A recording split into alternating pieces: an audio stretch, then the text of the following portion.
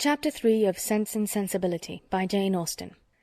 Mrs. Dashwood remained at Norland several months, not from any disinclination to move when the sight of every well-known spot ceased to raise the violent emotion which it produced for a while, for when her spirits began to revive, and her mind became capable of some other exertion than that of heightening its affliction by melancholy remembrances, she was impatient to be gone, and indefatigable in her inquiries for a suitable dwelling in the neighbourhood of Norland, for to remove far from that beloved spot was impossible. But she could hear of no situation that at once answered her notions of comfort and ease, and suited the prudence of her eldest daughter, whose steadier judgment rejected several houses as too large for their income, which her mother would have approved. Mrs. Dashwood had been informed by her husband of the solemn promise on the part of his son in their favour, which gave comfort to his last earthly reflections. She doubted the sincerity of this assurance no more than he had doubted it himself, and she thought of it for her daughter's sake with satisfaction, though as for herself she was persuaded that a much smaller provision than £7,000 would support her in affluence. For their brother's sake too, for the sake of his own heart, she rejoiced, and she reproached herself for being unjust to his merit before, in believing him incapable of generosity. His attentive behaviour to herself and his sisters convinced her that their welfare was dear to him, and for a long time she firmly relied on the liberality of his intentions. The contempt which she had, very early in their acquaintance, felt for her daughter-in-law was very much increased by the further knowledge of her character, which half a year's residence in her family afforded, and perhaps, in spite of every consideration of politeness or maternal affection on the side of the former, the two ladies might have found it impossible to have lived together so long, had not a particular circumstance occurred to give still greater eligibility, according to the opinions of Mrs. Dashwood, to her daughter's continuance at Norland. This circumstance was a growing attachment between her eldest girl and the brother of Mrs. John Dashwood, a gentlemanlike and pleasing young man, who was introduced to their acquaintance soon after his sister's establishment at Norland, and who had since spent the greatest part of his time there.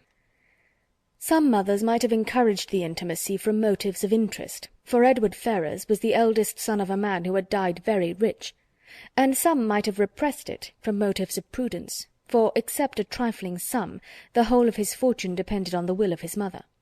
But Mrs. Dashwood was alike uninfluenced by either consideration. It was enough for her that he appeared to be amiable, that he loved her daughter, and that Elinor returned the partiality. It was contrary to every doctrine of hers that difference of fortune should keep any couple asunder who were attracted by resemblance of disposition, and that Elinor's merit should not be acknowledged by everyone who knew her was to her comprehension impossible. Edward Ferrars was not recommended to their good opinion by any peculiar graces of person or address. He was not handsome, and his manners required intimacy to make them pleasing. He was too diffident to do justice to himself, but when his natural shyness was overcome, his behaviour gave every indication of an open, affectionate heart. His understanding was good, and his education had given it solid improvement. But he was neither fitted by abilities nor disposition to answer the wishes of his mother and sister, who longed to see him distinguished, as they hardly knew what. They wanted him to make a fine figure in the world in some manner or other.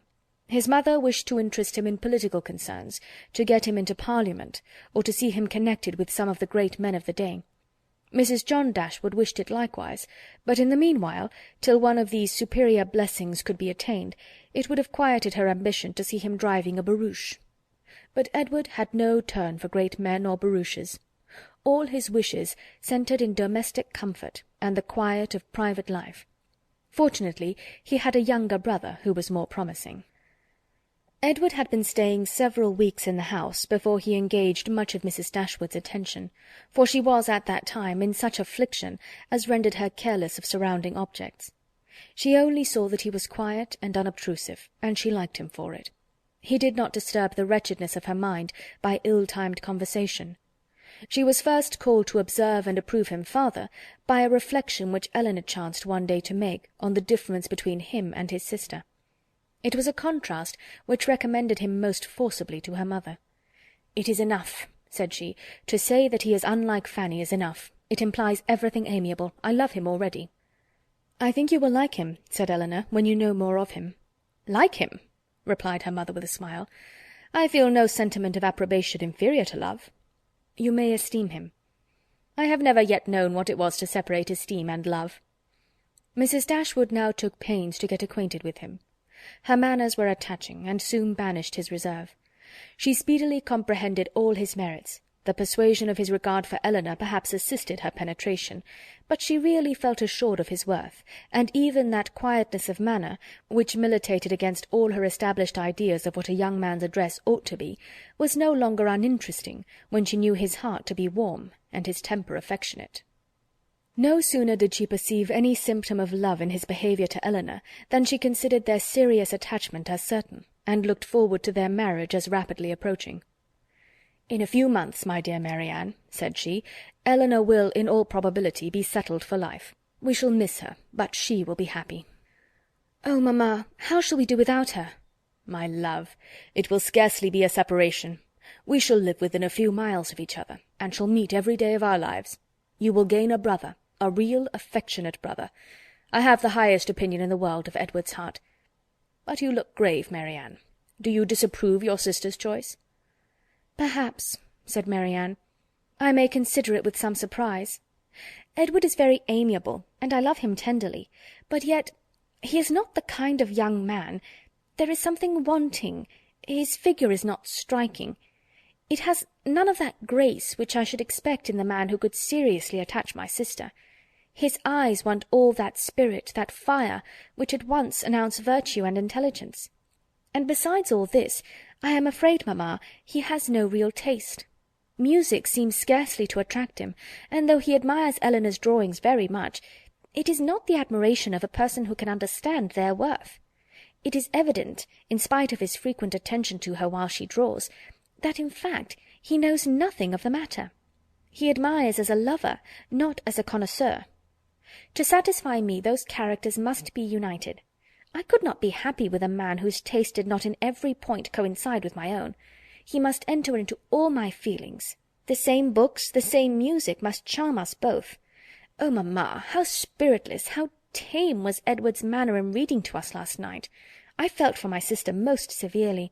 Yet she bore it with so much composure, she seemed scarcely to notice it. I could hardly keep my seat. To hear those beautiful lines, which have frequently almost driven me wild, pronounced with such impenetrable calmness, such dreadful indifference! He would certainly have done more justice to simple and elegant prose. I thought so at the time, but you would give him Cowper. Nay, mamma, if he is not to be animated by Cowper.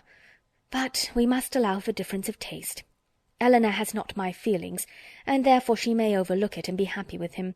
But it would have broken my heart, had I loved him, to hear him read with so little sensibility. Mamma, the more I know of the world, the more I am convinced that I shall never see a man whom I can really love. I require so much. He must have all Edward's virtues, and his person and manners must ornament his goodness with every possible charm. Remember, my love, that you are not 17. It is yet too early in life to despair of such a happiness. Why should you be less fortunate than your mother? In one circumstance only, my Marianne, may your destiny be different from hers. End of Chapter 3.